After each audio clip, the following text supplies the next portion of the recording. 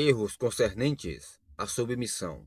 Vamos continuar a ler Efésios capítulo 5, 23 a 25. Porque o marido é o cabeça da mulher, como também Cristo é o cabeça da igreja, sendo este mesmo o Salvador do corpo.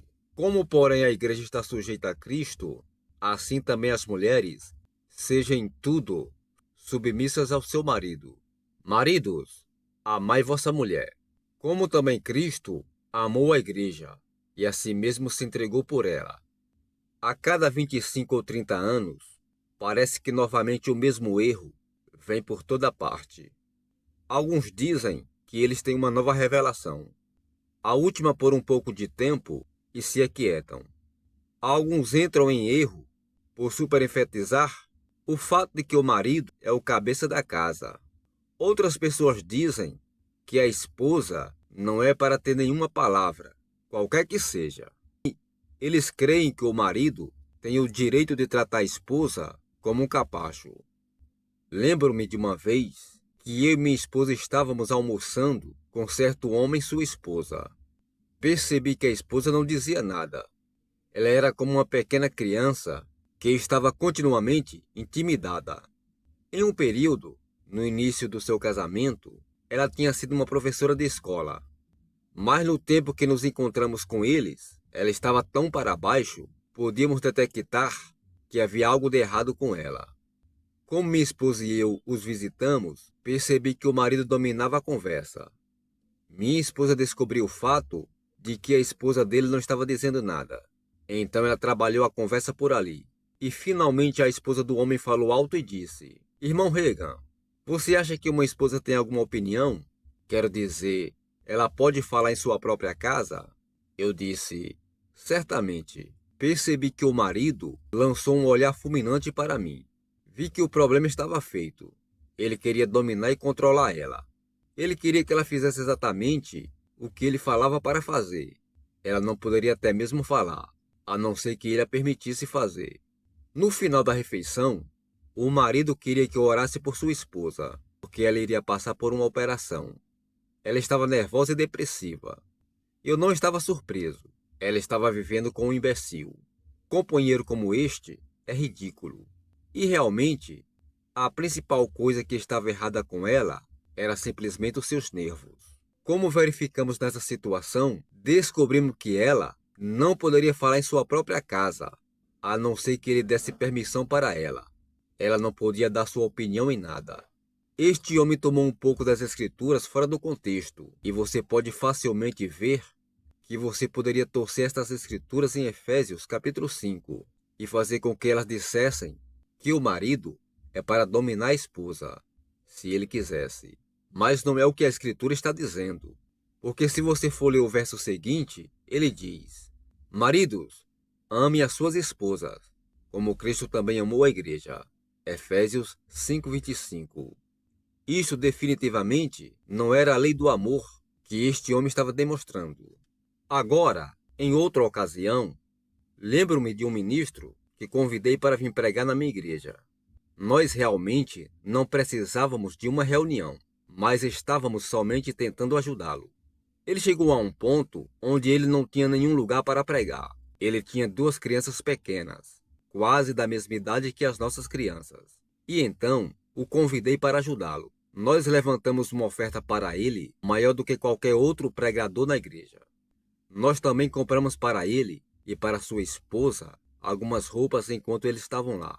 Começamos a discutir esse mesmo assunto de submissão. Enquanto eu estava perto dele, e eu vi como ele tratava sua esposa e os 2 pequenos filhos. Ele tratava sua esposa de uma maneira ruim. Ela não podia falar. Ela tinha que fazer exatamente o que ele falava para ela fazer. Ele usou Efésios 5:25. Esposas, sujeitai-vos a vossos próprios maridos, como ao Senhor. Mas ele tomou a escritura fora do contexto. Ele esqueceu do próximo verso, que faz lembrar aos maridos para amar suas esposas como Cristo amou a igreja. Eu falei a esse medíocre homem sobre sua família. Falei que ele precisava mudar a forma como tratava sua esposa e seus 2 filhos. Eu disse: você vai perder seus filhos. Eles vão crescer não conhecendo nada sobre amor. Eles vão pensar que Deus é como você. Ele era capaz de pregar bem, ainda que sua vida não estivesse certa com Deus. E ele tinha uma pregação, uma das melhores reuniões que nós já tivemos. Mais pessoas eram salvas e batizadas com o Espírito Santo do que em qualquer outra reunião. Mais tarde, ele assumiu uma igreja e eu preguei para ele. Fiquei na casa pastoral com ele e sua família. E falei com ele novamente. Recordo que examinamos as Escrituras juntos. E ele era o tipo de sujeito que pensava que estava sempre certo e todo mundo estava errado. Se você não concordasse com ele colocaria você para baixo. Bem, ele não conhecia a palavra de Deus como eu conhecia. Então derrubei cada argumento dele. Ele citava uma escritura e eu citava duas finalmente. Ele saiu das escrituras e eu ainda continuava citando-as. Concluindo, ele disse: bem, posso estar errado. Eu penso que não, mas posso estar. Nós estávamos comendo na mesa, discutindo essas coisas, quando ele atendeu uma ligação telefônica. Como um pastor, ele precisava visitar alguém. Então, depois que ele nos deixou, sua esposa e sua sogra disseram: esta é a primeira vez que o ouvimos insinuar que há uma possibilidade de que ele estivesse errado. Bem, vi uma mudança passageira nele, mas ele voltou para a mesma atitude dogmática e ditatorial, sempre que ele estava certo. Você podia ver isto na sua pregação. Ele pensava que ele estava certo e todos os outros errados. Seus dois filhos findaram exatamente como disse que findaria. Eu disse a ele exatamente o que aconteceria se ele continuasse a tratá-los de forma ruim. Não tive uma revelação, apenas sabia o que a palavra de Deus diz. Há uma lei da semeadura e colheita que repercute em cada área da vida da pessoa. Às vezes, enfatizamos a semeadura e colheita em conexão com o das finanças. Bem, isto é verdade, porque Jesus disse: dai e dá-se-vos-á. Boa medida, recalcada, sacudida, transbordante, generosamente vos darão. Porque com a medida que tivesses medido, vos medirão também. Lucas 6,38. Mas veja, a lei da semeadura e colheita é verdadeira em todas as outras áreas da vida também. Quando seu último filho se formou no segundo grau, os dois disseram: estamos fartos disto. Tchau, estamos indo. E eles partiram. Sua esposa disse: tenho aguentado isto todos esses anos. Os filhos estão crescidos agora. Tchau, estou indo.